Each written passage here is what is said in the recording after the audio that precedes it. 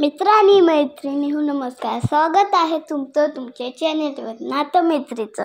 आज आपण पाहणार आहात घरोघरी मातीच्या चुली. तर मग स्टार्ट करूया आजचा एपिसोड. इकडे शरूच्या गावी जानकी त्या बाबांना म्हणते, कार्तिकच्या बाबांना म्हणते, हे अनाथ आश्रमातले लेकरांनाही असं वाटतं की त्यांचे बाबा आई त्यांना भेटावं, त्यांचे हक्काचे आई वडील त्यांना भेटावं. आणि जानकी म्हणते, ते स्वप्न माझं पूर्ण नाही झालं, पण आता तुमच्या कार्तिकचं स्वप्न पूर्ण होऊ शकतं. तुमच्या कार्तिकचं स्वप्न पूर्ण होईल आणि त्याला त्याच्या हक्काचे आई वडील मिळतील.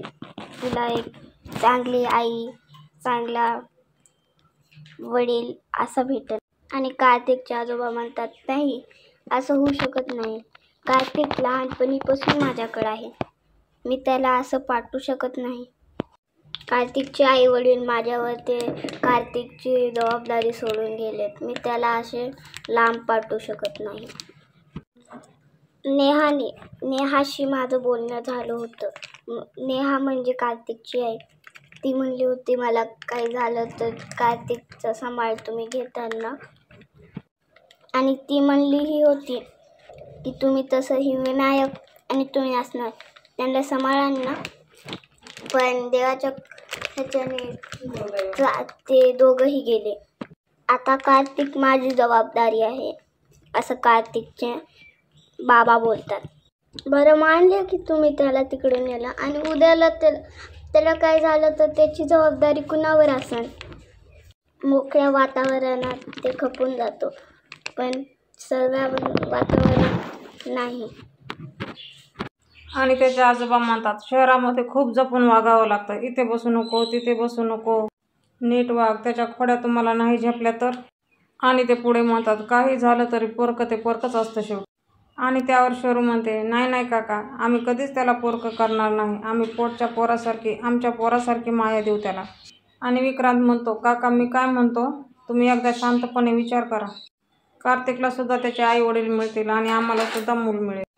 आणि शरू कार्तिकच्या डोक्यावरून प्रेमाने हात फिरवत असते.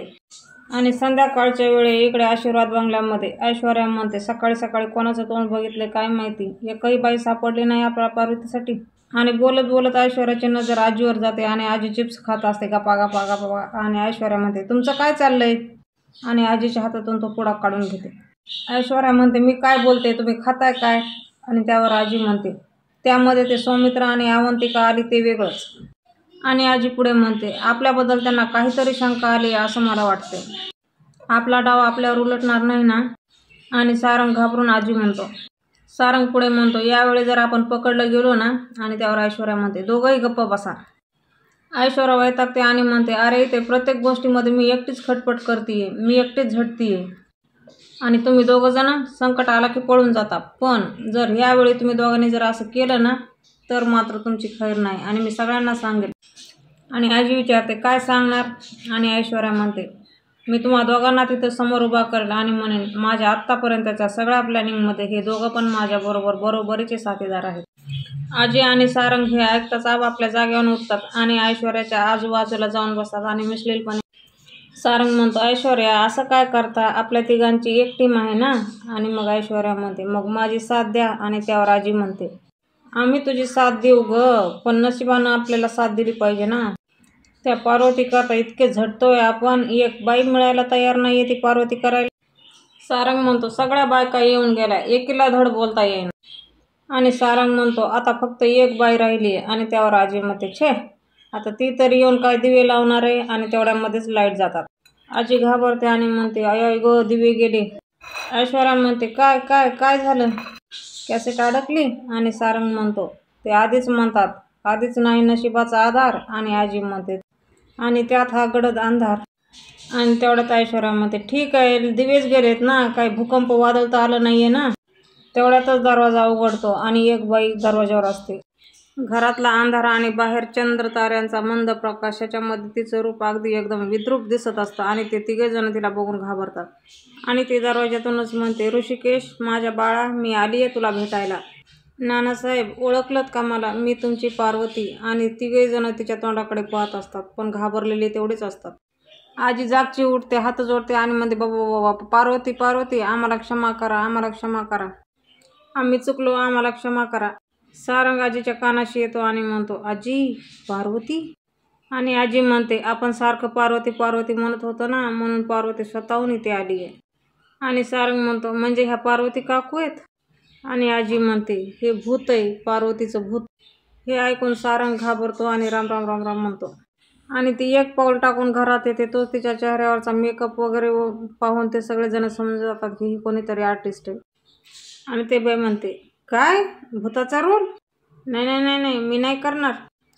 आणि इकडे विक्रांतच्या गावी जानकी त्या बाबांना म्हणते, काय झालं काका, तुम्ही कसला विचार करताय? अहो, तुम्ही विक्रांत भाऊजी आणि मालती काकूला ओळखता ना? चांगली माणसं आहेत, चांगलं कुटुंब आहे, तुमच्या कार्तिकची चांगली काळजी घेतील. जानकी त्यांच्या पुढे हात जोडते आणि म्हणते, काका, फक्त एकदा विचार करा. आणि त्यावरती काका म्हणतात, 1 मिनिट. आणि ते कार्तिकला आवाज देतात.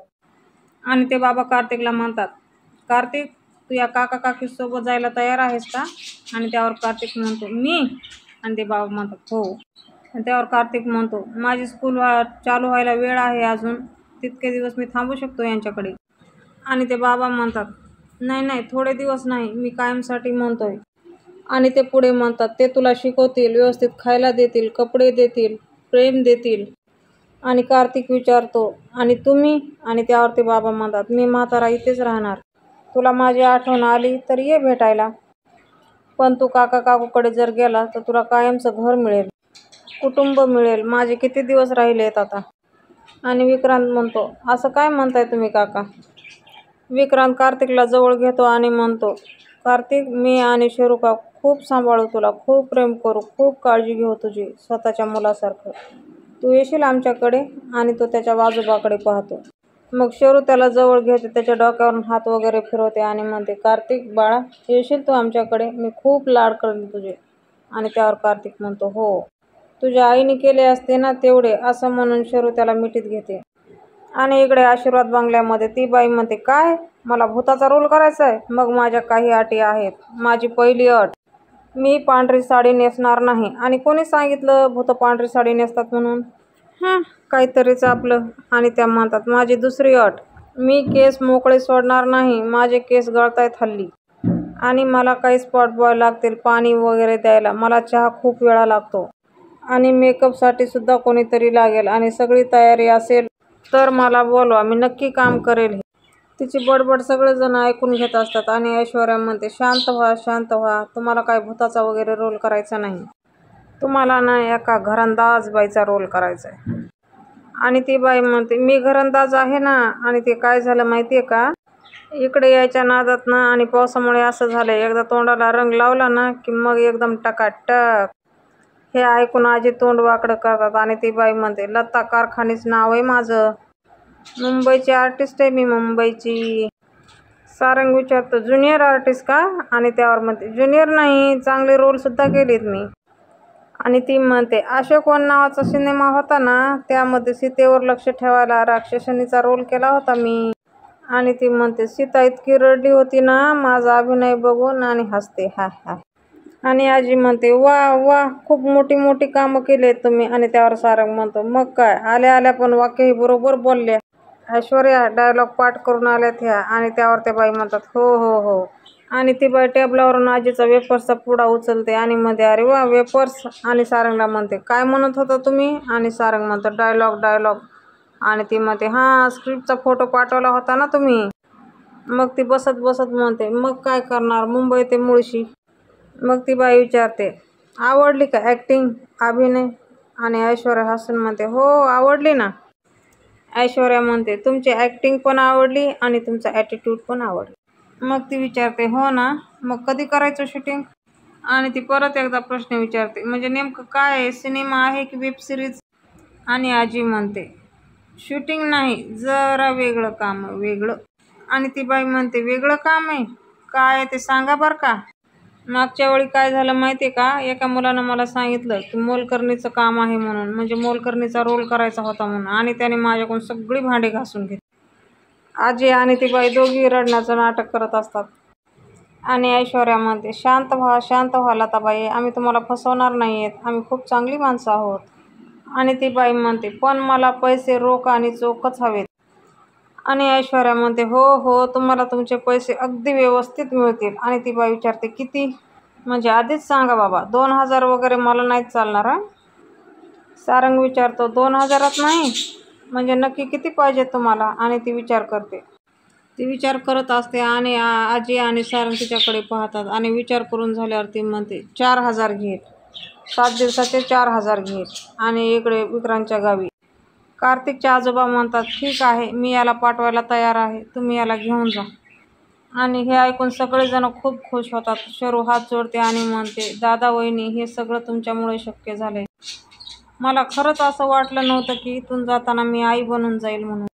शरू थँक्यू म्हणते आणि पुढे बोलते, तुमचे ऋण कसे मी फेडू हे मला खरंच कळत नाहीये. ऋषिकेश शरूजवळ जातो आणि तिचा हातात हात घेऊन म्हणतो, शरू असं काय बोलतेस? आणि जानकी पण तिला जवळ घेऊन मिठीमध्ये घेते. आणि इकडे आशीर्वाद बंगल्यामध्ये ऐश्वर्या म्हणते, 7 दिवसाचे 4,000. आणि ऐश्वर्या पुढे म्हणते, मी तुम्हाला एका दिवसाचे 4,000 देईल. आणि ती बाई म्हणते, हे ऐकून ती बाई तिथेच आडवी होते आणि आजीच्या खांद्यावर मुंडकं ठेवते. आणि आजी म्हणते, बाळा जो रे. ती बाई उठते आणि ऐश्वर्याला म्हणते, खरंच बोलताय की आपलं काही बाई बोलताय? आणि ती पुढे विचारते, किती दिवस काम करायचे? ऐश्वर्या म्हणते, कळवू ना आम्ही तुम्हाला, हे तुमच्या कामावर ठरेल. आणि ती बाई लगेच हिशोब लावायला बसते. म्हणते, दिवसाचे 4,000 म्हणजे 10 दिवसाचे 40,000. आणि आजी म्हणते, 1 महिन्याचे 1,20,000 काय? आणि इकडे विक्रांतच्या गावी जानकी कार्तिकला म्हणते, कार्तिक बघ, आता तुला तुझे आई बाबा मिळाले आणि आता खऱ्या अर्थाने आम्ही तुझे मामा मामी झालो. आणि जानकी त्या बाबाला म्हणते, थँक्यू काका, तुम्ही खरंच योग्य निर्णय घेतलाय आणि मला खात्री आहे तुमच्यावर पश्चातापाची वेळ नाही येणार. आणि ऋषिकेश म्हणतो, काका तुम्ही अजिबात काळजी करू नका, आम्ही सगळे असणार आहोत तिथे. कार्तिकला फक्त आई बाबाच नाही तर अजून बरीचशी नाती मिळणार आहेत. कार्तिक मान हलवतो आणि त्याचे आजोबा सुद्धा हात जोडतात. आणि मालती काकू सुद्धा हात जोडून देवाचे आभार मानते. सौमित्रा आणि अवंतिका यांची गाडी थांबलेली असते आणि अवंतिका स्वामीला म्हणते, काहीतरी नक्की झोल आहे. आणि त्यावर स्वामी म्हणतो, म्हणजे काय झाले? आणि त्यावर अवंतिका म्हणते, अरे तू ऑब्झर्व केलं नाहीस का? सगळेजण किती विचित्र वागत होते. आणि मला सांग, घरी कोणी नसताना आजच गुलाबदादा कसं काय गेले बाहेर रोपं आणायला? आत्तापर्यंत तर असं कधीच झालं नाही आहे. घरी कोणी नसताना गुलाबदादा तरी घरी नेहमीच असतात. बरं ते सगळं जाऊ दे, त्या बायकाचं काय? ते ऑडिशन द्यायला आल्या होत्या आणि ऐश्वर्या म्हणाली की हा चुकीचा ॲड्रेस आहे आणि त्यांना पाठवून दिलं. त्यावर स्वामी पण म्हणतो, ते ऑडिशन आणि नेमकं त्याच वेळी घरात कॅमेरा असणं, हा सगळा योगायोग नाही आहे. आणि अवंतिका म्हणते, एक्झॅक्टली. आणि अवंतिका म्हणते, आपण असं अचानक गेलो ना, ते प्रिपेअर्ड नव्हते, त्याच्यामुळे नाही त्यांच्या प्लॅनची सगळी वाट लागली असणार. नंतर ते चिडले होते, तुला असं विचित्र वाटलं नाही? आणि त्यावर स्वामी म्हणतो, वाटलं ना. स्वामी म्हणतो, काय म्हणाले ते? काय शूट करत होते? आणि अवंतिका म्हणते, रील. रील शूट करत होते. आजकालच्या जमान्यात मोबाईलवर फिल्म शूट होतात आणि हे लोक रील्स कॅमेरा लावून करत होते. एकमेकांचे फोटो तरी काढलेत का कॅमेऱ्यावाले लोकांनी? असं स्वामी बोलतो. आणि अवंतिका म्हणते, काहीतरी काळं होतं त्याच्यामध्ये, आपण कॅमेरा चेक करायला हवा होता, चुकलो आपण तेव्हाच्या तेव्हा जर कॅमेरा चेक केला असता ना, तर नक्कीच आपल्याला काहीतरी सापडलं असतं. अवंतिका परत म्हणते, आपण आताही जाऊन त्यांचा कॅमेरा चेक करू शकतो. आणि त्यावर स्वामी म्हणतो, एक मिनिट, तुझ्या विचारावर जरा ब्रेक मार. तिथं जाण्यात काही पॉईंट नाही आहे, कारण तिथं जाऊनही ते लोक आपल्याला काही कॅमेरा दाखवणार नाहीत, त्याच्यामुळं हा विषय तू सोडून दे. आणि अवंतिका म्हणते, आपण जानकी वहिनीला कळवायला पाहिजे हे. आणि त्यावर स्वामी म्हणतो, तुला जानकी वहिनीच्या विचारांचा वेग माहिती आहे ना? आपण मगाशी तिच्याशी बोललोय ना, तेव्हा तिला ऑलरेडी संशय आला असणार आणि ती अलर्टसुद्धा झाली असणार. आणि इकडे आशीर्वाद बंगल्यामध्ये सारंग ऐश्वर्याच्या कानाशी जातो आणि म्हणतो, ऐश्वर्या, इतके पैसे कुठून द्यायचे आपण? आणि ऐश्वर्या म्हणते, एकदा सगळं आपलं झालं ना, मग करू काहीतरी जुगाड. आणि ती बाई म्हणते, शिक्षक अय सांगा ना, मी सगळं करायला तयार आहे. ऐश्वर्या म्हणते, हो लताबाई, शांत व्हा, कळतंय मला. शूटिंगच्या आधी कसं वर्कशॉप असतं, तसं आमच्या कामात सुद्धा काही प्रिपेअर्ड गोष्टी आहेत. ऐश्वर्या सारंगला म्हणते, सारंग यांना आपल्या नेहमीच्या ठिकाणी घेऊन जा, बाकीचं मी सगळं घेऊन येतेच. आणि सारंग म्हणतो हो हो चालेल. आणि त्या ती बाई म्हणेल सगळं तिकडं मिळेल ना. आणि सारंग म्हणतो हो, बर्फी वडा समोसा सगळं सगळं तिकडं मिळेल. आणि आजी म्हणते एक नंबरची आगाऊ बाई आहे. आणि ऐश्वर्या म्हणते हीच परफेक्ट आहे आजी, कशी चंट आहे बघितलं ना, आपल्याला अशीच हवी होती. आणि ऐश्वर्या आजीला म्हणते सगळ्या रणदिवेला सळ करण्यासाठी ना हीच ऋषिकेशची आई होऊ शकते. उद्याच्या भागामध्ये आपण पाहणार आहोत जानकी ऋषिकेशला म्हणते माझा ना त्या ऐश्वर्यावर विश्वास आहे ना सारंग भाऊजीवर, काहीतरी गडबड होणार आहे असं वाटते सतत. आणि ऐश्वर्या त्या बाईला घेऊन आउट हाऊसमध्ये जाते आणि ती म्हणते ही इथं बोर्ड लावला आहे, इथं फोटो लावलेत आणि त्या फोटोच्या बाजूला त्यांची नावं आहेत. आणि यांचे चेहरे नीट बघा आणि यांची प्रत्येकाची नावं लक्षात ठेवा. हा आहे त्यांचा मोठा मुलगा ऋषिकेश आणि ही त्याची बायको. आणि हीच आमच्या घरातली सगळ्यात मोठी विलेन आहे. आणि तुम्ही हिच्या सासूचा रोल करायचा आणि तिला घराबाहेर काढायचं. बघू उद्याच्या भागामध्ये त्या बाईचं काय उत्तर येणार आहे. असेच नवनवीन आणि फुल एपिसोड पाहण्यासाठी आजच आपलं चॅनल सबस्क्राईब करा. व्हिडिओ आवडला असेल तर एखाद लाईक नक्कीच करा. भेटूया आपण उद्याच्या भागात.